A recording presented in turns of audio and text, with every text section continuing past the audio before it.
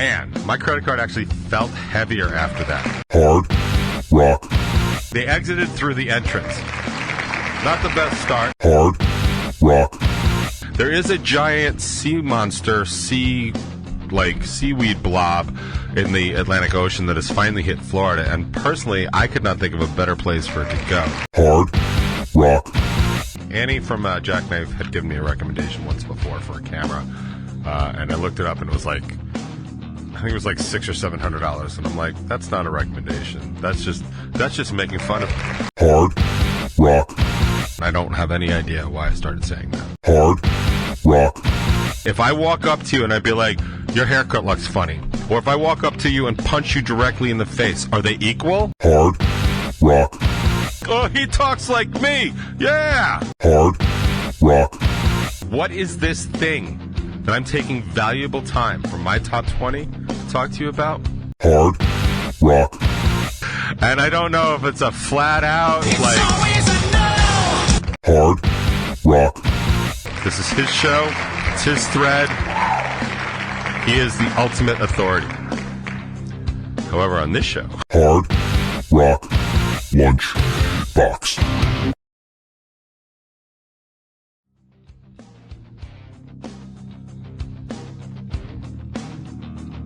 Man, I am sorry I am late. I had a work thing, and that is how we're doing. Welcome, everybody, to the Hard Rock Lunchbox, and, of course, the Top 20, if you're listening to the Top 20. If you're not listening to the Top 20, you know what?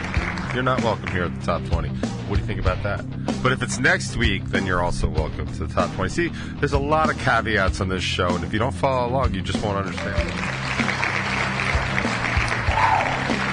I believe it was Ferris Bueller. No, excuse me. It was Abe Froman that said, it's understanding that allows people like us to tolerate a person like yourself. And he was the Sausage King of Chicago, so I think he knows what he's talking about. My son was actually just out in Chicago for a Street Fighter tournament.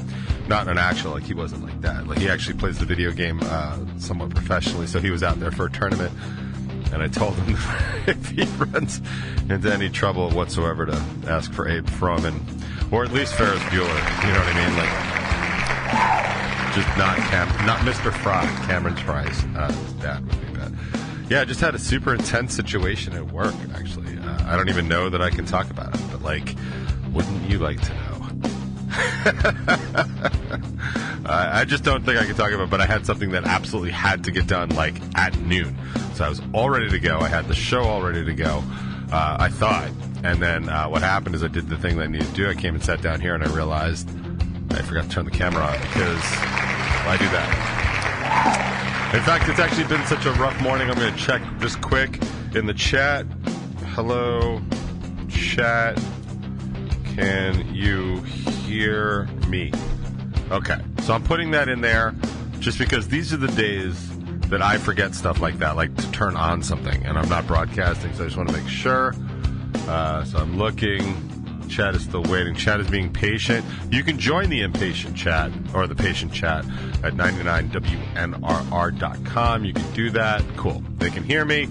We can continue the show. Let's get on with it, shall we?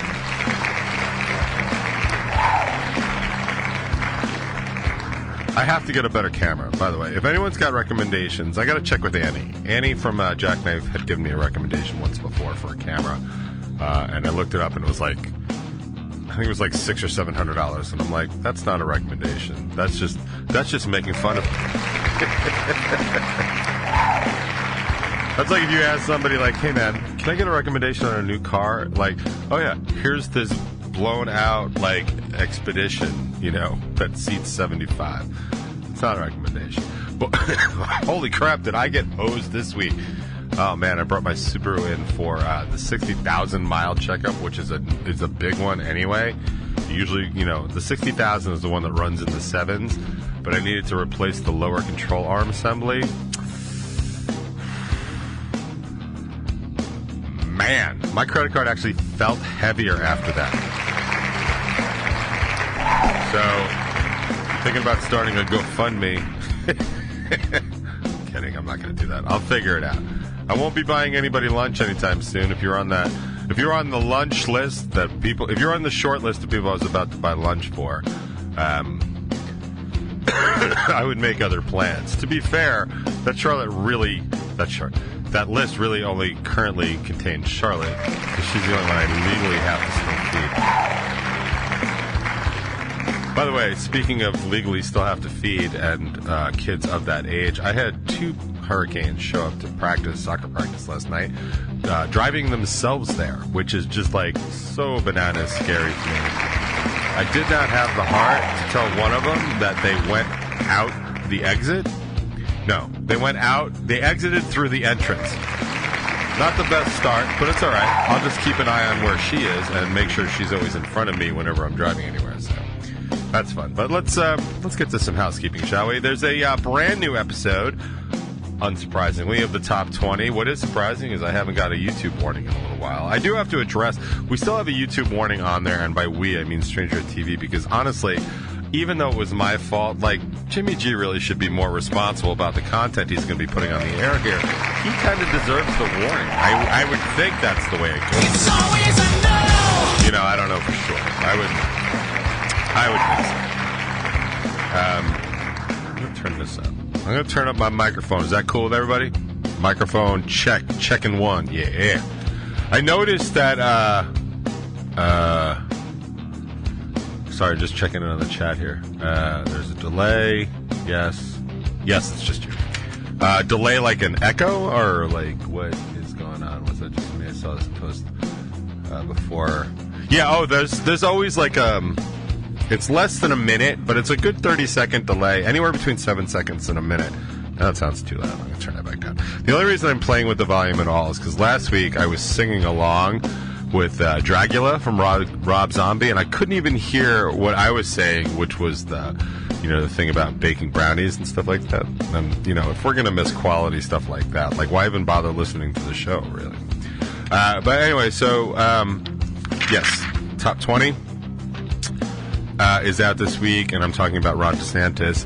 And what a dick he was last week, and now he's even more of a dick, which is like something like I want to get into. Like, and if there's I'm literally saving that for the end of the Top 20 if there's time. There is a giant sea monster, seaweed blob in the Atlantic Ocean that has finally hit Florida, and personally, I could not think of a better place for it to go. If you have not seen that, like, I posted something about it, but you could just look up seaweed in Florida. It's just so great. It's like nasty and smelly, like most Floridians. So, like, yeah. I kid the cool one, but I do have some stuff to say. It's just really pissing me off. So check that out.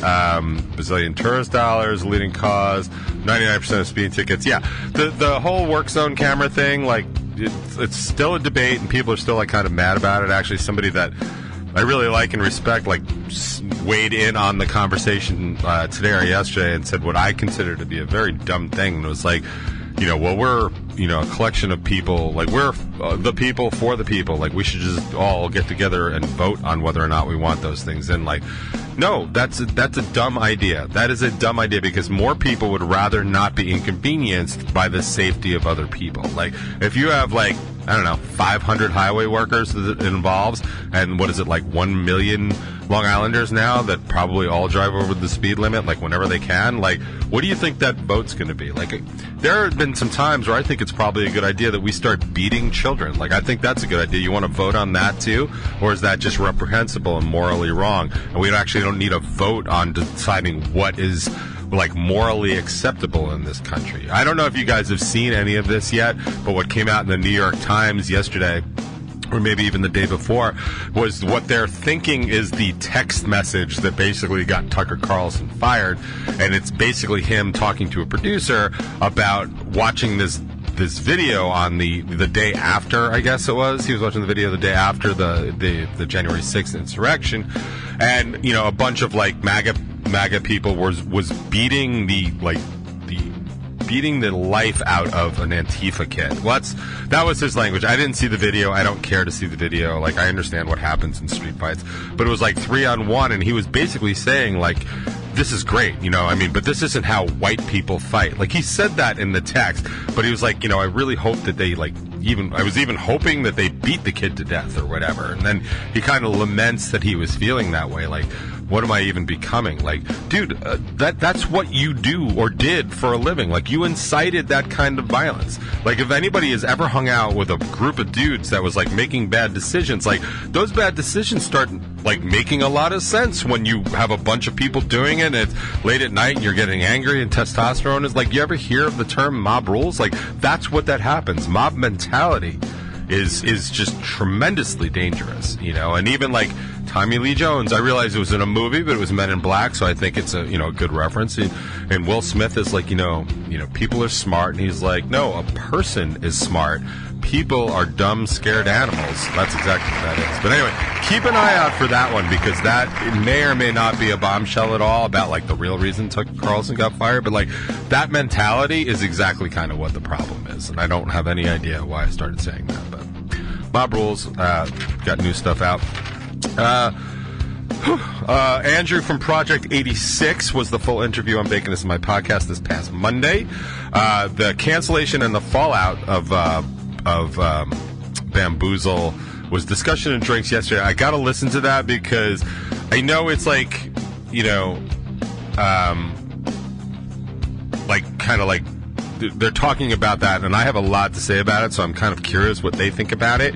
So I got to give that a listen, and I'll probably weigh on it next week. They also talked to Jag of A Skylit Drive tomorrow, which will be interesting because I believe they did the interview just before the original singer passed away this past week. So I don't, just check that out. And of course tonight you can check them out on Twitch live stream. But really what's important here, and what's an important takeaway about Strangerhood TV, is that there's all kinds of programming on Strangerhood TV. There really is something for everybody, and I am just going to pull up what my something for everybody is this week, because what we really need to talk about is we've just come out of a long, like, people think that the divide in this country really started with Trump. That's not true. And anybody that studies politics or sociology will tell you that. What has happened is during Trump, when Trump was coming to power, basically, the MAGA people and Trump supporters felt empowered and emboldened to start saying and acting out loud the things they were thinking for years. Most of this stuff started with Reagan, if you want to go all the way back to the fight between Republicans and Democrats on social issues like that, because Reagan, despite what Republicans will tell you, Reagan was one of the worst presidents of the past 100 years. Don't forget, he refused to even talk about AIDS at the time because he was afraid of dealing with anything with the gays, because it thought it would tarnish him, and he let thousands, possibly millions, die because he wouldn't even address the issue, let alone, have some funds to support it. He also broke the air traffic controllers union. He busted a union. Unions represent us. People that look like us, people that work for a living. The only people I know that are anti-union are either corporations and politicians, or very stupid people that don't understand what unions actually do for you and don't understand their track records. And they always talk about the corruption in the unions. Let me tell you something. There is no level of corruption ever in a union, and I'm talking Jimmy Hoffa level of corruption, that even comes close to corporate corruption. So stop painting things like they're equals. They're the same thing. My mom used to do that to me. It's one of the reasons we don't speak and haven't spoken for over a decade. She used to tell me, well, so-and-so does this. I was like, yeah, but the person I'm talking about killed babies in a fire, and this other person rounded down for a tip. My mom used to do that shit all the time. These are the equal, because they're both wrong. No, they're not. The equality and equivalence are a completely static measure of which you can actually take value and measurement of things, right? If I walk up to you and I'd be like, your haircut looks funny, or if I walk up to you and punch you directly in the face, are they equal? No, of course not. No reasonable person would think that. So if you're anti-union, you don't have a good reason. Regardless of what the rest of the conversation is, you don't have a good reason. Anyway, the real divide, despite seeding all of it from back then, the real divide started when Obama was elected president, because most of the country, most of the white people and mostly white people, could not believe that an African American had been elected president. And I've watched documentary after and I'm not talking like YouTube bullshit, like, you know, somebody with a microphone like this saying something authoritative like this. Like, dude, don't ever take what I'm saying as gospel. I'm not going to lie to you. I'll tell you that. But don't ever be like, well, DJ said it, it must be true. You can think DJ said it, so it's probably true, but I'll also tell you where I've got this stuff from. And most of the stuff actually comes from, like, common sense things. Like, what does it feel like in here? Like, what does your brain tell you? But I'll tell you, like, there are actual research documentaries and stuff that interview these people. And you talk to, like, members of Congress, like, the day after Obama was inaugurated, and the entire plan was just say no to everything he wants. We need him to be a one-term president. That was it. They could not care less if it was important or all that other stuff. So that's when it started. But nobody said anything out loud. It wasn't until Trump that people started saying stuff out loud because they were like, oh, he talks like me. Yeah. He's saying what I think, so he must be right. No, Junior. You're stupid, so whatever you think is probably wrong. The fact that he's saying it too means he's wrong. That's a good example of equivalence. But I didn't come here to talk politics because that's not important to me today. What I want to talk about is abuse of power. And the reason it concerns me is because it hits home a little bit. And what are we talking about? What is this abuse of power? What is this thing that I'm taking valuable time from my top 20 to talk to you about? Well, I'm glad you asked. Here it is. For me, growing up, there was always one thing that reigned supreme: chocolate bars. This, my 5, is my 5 chocolate bars. Now, I know to look at Chris Waterbury, you wouldn't think he's like this instigator and divider, and yet I have not been involved more in discussions on a YouTube video in years. And I have been told that I suck on YouTube, and I engage less. Now, what am I talking about? Nobody really knows. But for the purpose of this discussion, Chris Waterbury does a segment on Strangerhood TV called My 5. It's super entertaining. It is always, like, decisive, or not decisive, what's the word? Divisive. It's decisive and divisive. Because this son of a bitch goes up there and picks 5 of his favorite things, and I have to disagree with him every single time. And the bitch of it is, it's his show. And he's right, because he's in charge. And there's nothing I can do with it other than point some things out. So here's what I'm going to do. I'm going to read some of it. I am not, however, going to tell you what the top 5 are. For that, you have to go to Strangerhood TV, look up Chris's My 5 chocolate bar, watch it, join the conversation if you dare, and weigh in and tell him what needs to be done. Because here's the problem. Everything was fine. It's fine. It's fine. Like, it's Chris's opinions. He's allowed to think whatever he wants. He's a grown-ass man. He can be wrong all day if he wants. It's fine. He did the work. He also does a really good job. Like, they're always entertaining, so I highly recommend it. But everything was fine until our very own Donna decided to weigh in on the situation. Right, yeah. Donna messed it up for everybody is basically what I'm saying. Let me get some applause for Donna. There we go. So Donna points out that whatchamacallit is one of her favorites, but you didn't give Twix a mention. Twix, the cookie. That'll be important in a minute. What's up with that? Then Jimmy G agrees with Donna. No Twix, not even the left side. Like, I don't even know what we're talking about. It's my 5 favorite chocolate bars. Like, it says so in the title. It says so in the intro. So then I have to come and defend Chris. Well, actually, Chris says Twix didn't make the list. Sorry to disappoint. So now I have to come defend Chris. I have to divine, I try and defend the downtrodden and the beaten. And, I don't want them ganging up on it because they're clearly wrong. So I just tell Chris, I'm like, don't listen to him, Chris. Twix is a cookie, aka disqualified, because Twix is a cookie. It's chocolate covered, but this is not my 5 favorite chocolate covered things, although that would be an interesting topic, and you could do definite variations on that, Waterbury, if you wanted to, but like, you don't have to give me any credit for that. I'm just spitballing ideas here. The think tank that is the Hard Rock Lunchbox, just creating more and more content on Stranger Hit TV. So then, Donna goes to defend her point. And she says it's part cookie, part chocolate / caramel in the shape of a bar. I'm sorry, Donna, you're disqualified right there. The shape of a bar? It's not my 5 favorite things in the shape of a bar. It's my 5 cookie chocolate bars. So Donna's now clearly wrong, but she's going to double down. I think it makes the cut, and since everything is better with a cookie, so one could argue it may actually be better, superior to all others.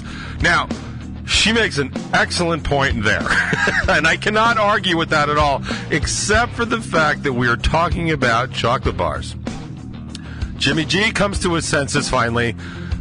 Jimmy G will accept the exclusion of Twix on the grounds of it falling outside of your candy bar, and he quotes a candy bar definition, because that is the only way it and Reese's Peanut Butter Cups don't just top every list, as they're both clearly top, quote, chocolate bar-ish snack eating experiences. Now again, Jimmy is now completely right.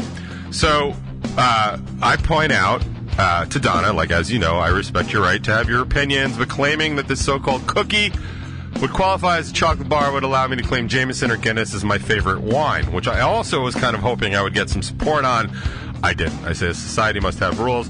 Donna backs down. All right, no need to disgrace Guinness like that. So she's on board.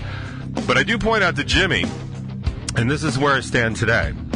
I think the real problem here is that Waterbury's list is not sufficient to the discussion. I move, as an editor on Stranger at TV, I have that sort of authority.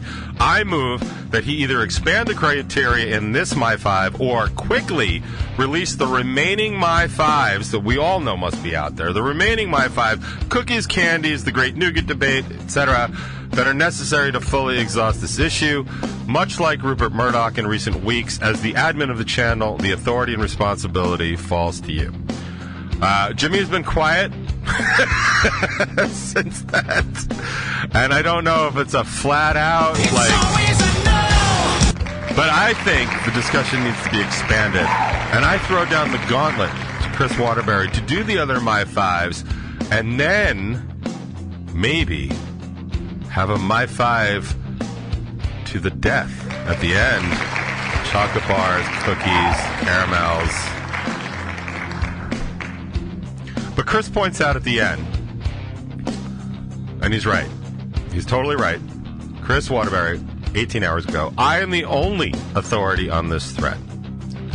I rule that all naysayers shall be silenced, letter B, by the way, not B-E, silenced and beaten with Crocs for the punishable offense of questioning the My 5 host's choices and opinions. Now, Waterbury is 100% correct. This is his show. It's his thread. He is the ultimate authority. However, on this show...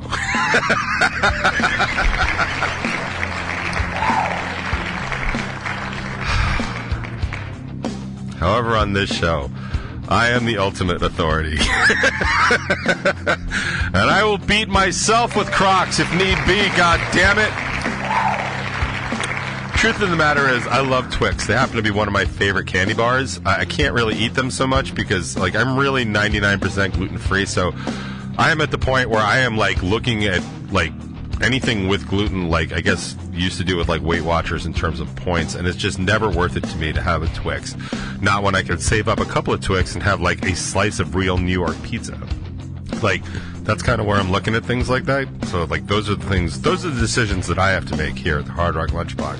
So I never get to have them. But I can definitely live vicariously through anybody who wants a Twix. Left or right is fine. Snickers are a little bit iffy. Peanut Butter Cups, I totally agree with you, Jimmy. If you're listening, by the way, the Trader Joe's Peanut Butter Cups, they're minis. Don't let that stop you or fool you. But they're minis, but they're real dark chocolate and they're real peanut butter. They are easily my favorite snack. I limit myself to about 1 or 2 when I'm going to have one. They really are small. I mean, they're like that big.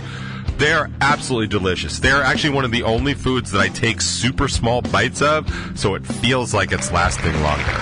Like, they're that good. And they come in a little tub that I are required to be nowhere near my presence at any time, so I actually have to walk over to it to get it, because sometimes I can really count on my laziness to be an asset and keep me away from stuff like that. But as sweets go, it's kind of like my top sweet. It would be all of my top 5. But I don't have to do a top 5 or my 5, because that's what Waterbury does here on the channel. And I think it's awesome.